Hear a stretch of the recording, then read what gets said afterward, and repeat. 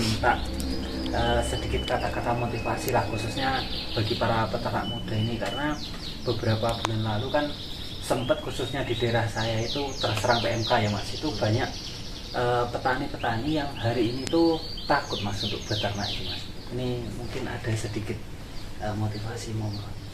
Oke, halo teman-teman semua. Saya sahabatnya Om John. Jadi Om John ini dari Blitar Laras ya. Mungkin kalau berbicara masalah resiko seperti penyakit sapi itu pasti di mana tempat ada yang masih. Kalau masalah sudah terkena PMK atau belum, yang jelas semua beresiko terkena PMK dan semua bisa dicegah dan semua bisa diobati Mas. Untuk motivasinya untuk diri saya sendiri dulu Mas, gak mau bangun warisunya karena semua penyakit itu sumbernya dari lingkungan. tadi Lingkungannya udah faktor bisa jadi sekarang seperti lingkungannya kumuh yang bau akibat tercampurnya antara kotoran dan urin, dan itu jaraknya tidak jauh dari kanan kiri yang menyebabkan banyaknya nanti faktor seperti lalat. Dan juga apa ya Mas, kalau PMK itu kan virus ya. Kalau virus kita nggak bisa melihat dan kita tidak bisa tahu seperti apa wujudnya, tapi yang jelas itu ada. Nah, kalau ngomongin takut ya kita harus takut, tapi ya jangan terus takut, diam aja, harus dilawan Mas. Sampai kapanpun saya kira yang namanya PMK akan berdampingan terus Mas. Mungkin kalau kita lihat sekarang seperti mungkin kalau penyakit BEF atau demam di tempatnya Umsan apa namanya? BEF juga sama. Nah, itu sebenarnya kasusnya mungkin sama, bahkan jauh lebih berbahaya BEF apabila tidak kita tangani. Nah, kita kembali ke PMK. Kalau Om John tadi bercerita di beberapa pekan yang lalu di daerah Blitar dan sekitarnya ada PMK, sama halnya di daerah sana masih ada. Cuma pintar-pintarnya, pandai-pandainya kita menguatkan mental.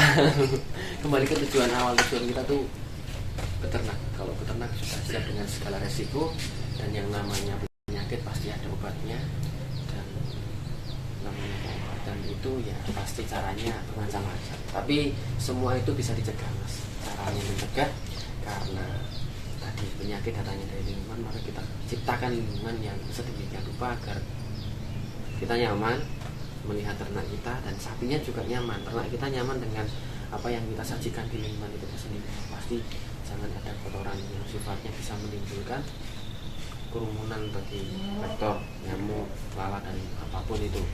Terus kondisikan kandang dalam situasi kering, jangan sampai nyemoknya basah gitu.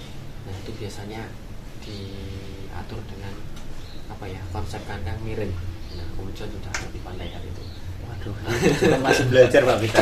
Sama, karena itu evaluasi setiap tahun Mas John. Jadi setiap tahun kita ada evaluasi yang apa bisa membuat kenyamanan lagi untuk kita mau mengenal kita. Dan selalu terus belajar ya Mas. Ya nggak bakal ada habisnya namanya belajar. Dan setiap nanti kita mendapat ilmu baru, kita dapat ujian baru juga Mas. Jadi lebih baik nggak tahu apa-apa. Ya jangan gitu juga. Nah, kembali ke PMK tadi Mas. Jadi kita selesaikan bagaimana caranya. Sampai detik ini, sampai hari ini, tanggal ini, bulan Januari, masih ada PMK. Tapi ya boleh takut, tapi sedikit. Lebih banyak gak takut. Kita lawan, jangan kita tantang ya. Kalau tantang namanya arogan. Ini jangan, itu gak boleh. Kita lawan, artinya kita lawan karena dia datang, ya kita cegah. Kita lawan biar pergi, kita cegah biar tidak ada dengan tadi. Dengan kondisikan lingkungan sedemikian rupa. Pasti sudah tahu desinfektan, multivitamin agar virusnya ketika masuk bisa berantem di dalam. Anggaplah berantem virusnya, kalah dengan imunnya sapi. Multivitamin itu bisa didapatkan dari berbagai macam bentuk pakan, seperti hijauan. Terus ya Mas tahu lah. Tapi yang jelas lingkungan sangat berpengaruh, itu nomor satu. Lingkungan sangat berpengaruh bagi kesehatan sapi. Itu saja. Mungkin apa pertanyaan lagi dari Mas? Gini Mas, untuk teman-teman kan ini ada kejadian juga, gak peternak sapi lagi setelah sapinya terkena PMK. Katanya gini, aduh Mas, sementara saya berhenti dulu, prei ngarit katanya Mas. Itu saya bilangnya gini, kalau kita dulu pernah merasakan hasil dari sapi, ketika itu diambil, jangan menyerah.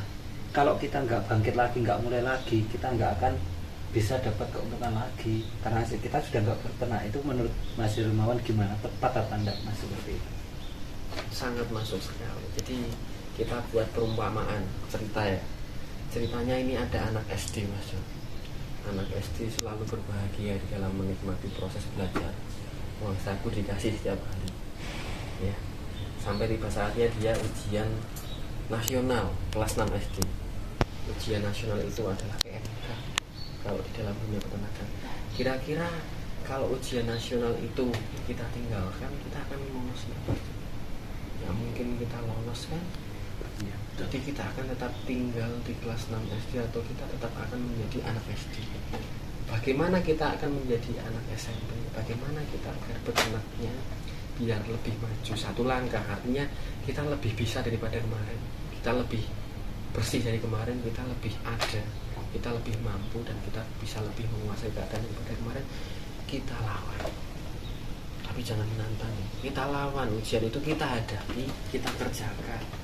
Dan setiap kesalahan pasti kita bisa membenarkan itu melalui seperti ini tadi ngobrol sharing, bagaimana penanganan di sana, bagaimana penanganan di sini. Nanti kalau sudah ketemu benang merah atau titiknya, oh kayak gini toh, kita akan menjadi anak SMP.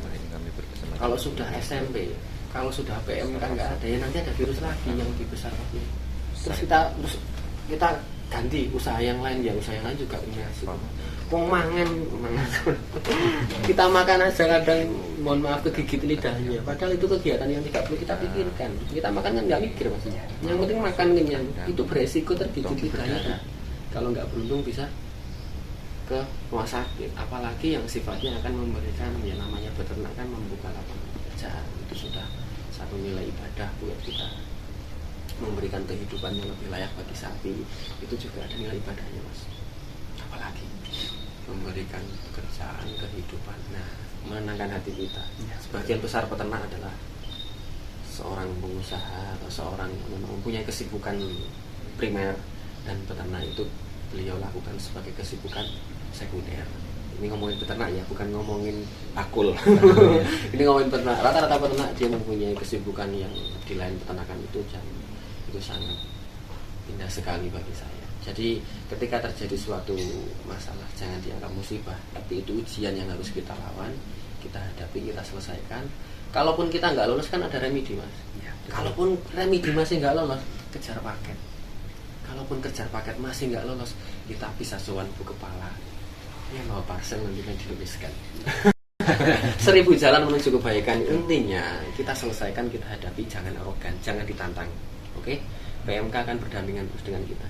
Jangan semangat, jangan kendur dalam peternak. Udah, di balik satu ujian pasti ada keindahan. Nanti ketika masa SMP kan kita akan menemukan, wah, jati diri kita. Sebenarnya ketika kita melangkah ke depan itu, setelah permasalahan yang kita hadapi, bukannya sebenarnya kita sudah lolos, justru masalah akan tetap ada.